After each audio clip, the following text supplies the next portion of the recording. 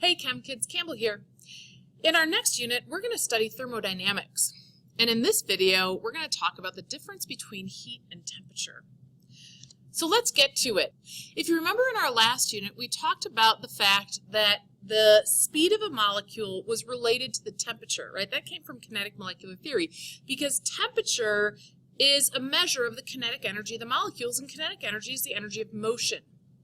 So when you're actually taking the temperature of a substance, what you're really doing is you're measuring how fast those molecules are moving. The higher the temperature, the faster they're moving.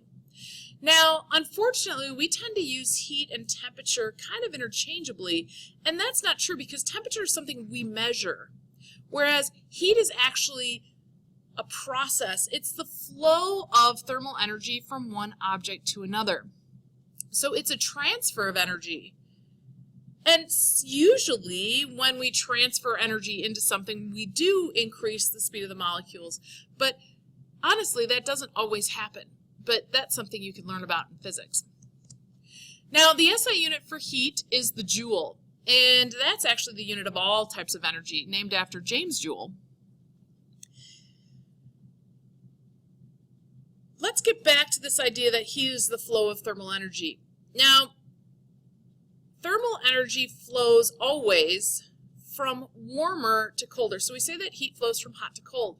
Now, if you think about it, right, molecules that are warmer, right, they're moving faster, right? And if they're moving faster, they spread out quicker. And if they spread out quicker, they can bump into other molecules sooner.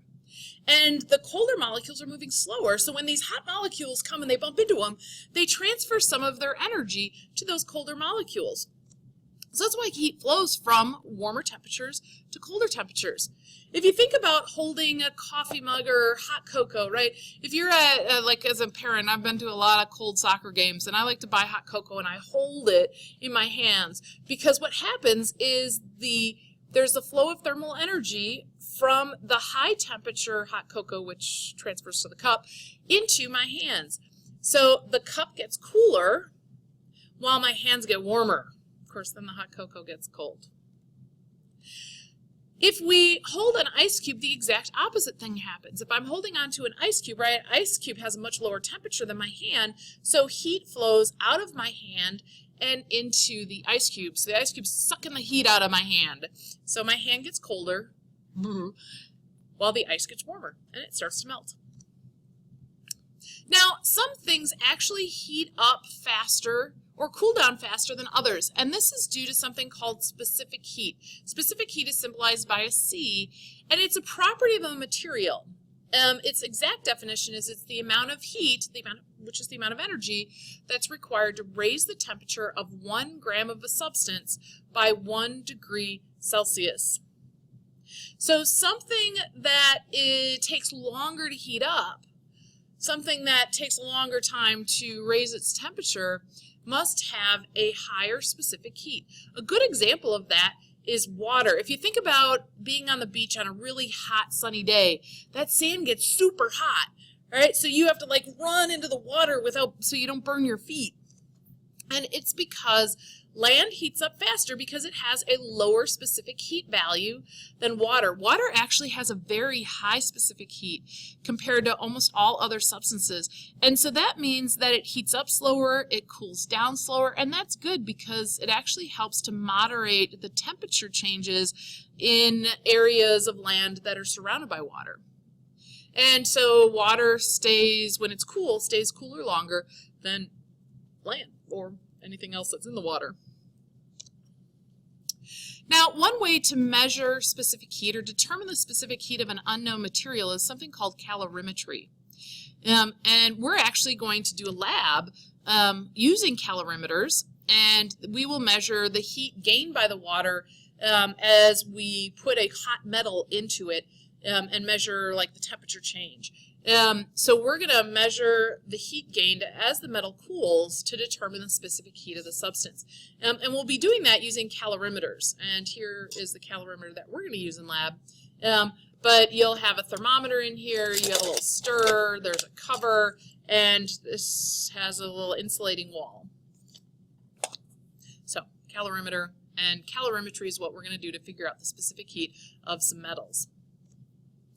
Now, how are we going to calculate the specific heat, or how could we calculate the change in heat?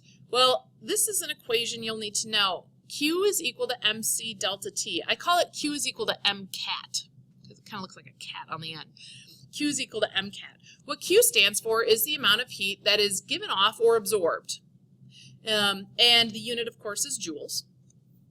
M is just the mass of the substance in grams. C is that constant, the specific heat. And it's specific for a specific substance. So that's a constant. You could actually look it up. You could Google, what is the specific heat of iron? And you can find it. The units for that are joules over gram degrees Celsius. The last thing is the change in temperature. And this is final minus initial. Anytime we do a change in something, we're always doing final minus initial. And we can work in Celsius, so no worrying about Kelvin like we had to in our gas law unit. So Q is equal to MCAT. Let's take a look at how we use this. So I have a 5-gram piece of copper, and I heat it from 20 degrees Celsius, which is about room temperature, to 80 degrees Celsius. That's hot. How much heat was absorbed by the copper? So if we raise the temperature, we must be putting heat in, and that's why we say heat is absorbed. Copper has a specific heat of 0.38, pretty low, right? Even lower than sand, because metals actually are good conductors of heat. Well, Q is equal to MC delta T, so we're going to take our mass, our 5 grams, multiply by our specific heat, 0.38, and multiply by our temperature change, final being 80, minus initial, which is 20, so that's 60. If you do that, you should get 114 joules. So I need 114 joules of thermal energy in order to increase the temperature of my copper. Another type of question you're going to do with this is to solve for the specific heat. Because it's a property, you can actually determine if something is a specific metal, like say gold, by using specific heat. So here I have a 3.1 gram ring, and I use 10 joules of heat, and I find that the temperature changes or rises by 17.9 degrees Celsius, and I want to calculate the specific heat capacity of the ring. Well, I'm going to take my Q is equal to MCAT equation and rearrange it so I get Q on the top and the M and the delta T on the bottom, right? That's how I would solve for C. So move M and delta T on the bottom. So I'm going to take 10 and I'm going to divide by the quantity of 3 times 17.9.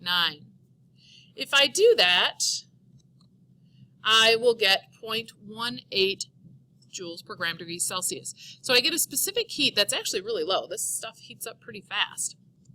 Now, if gold has a specific heat of 0.13, is this ring pure gold? I would say no. So if someone told you it was pure gold, I'd be taking it back.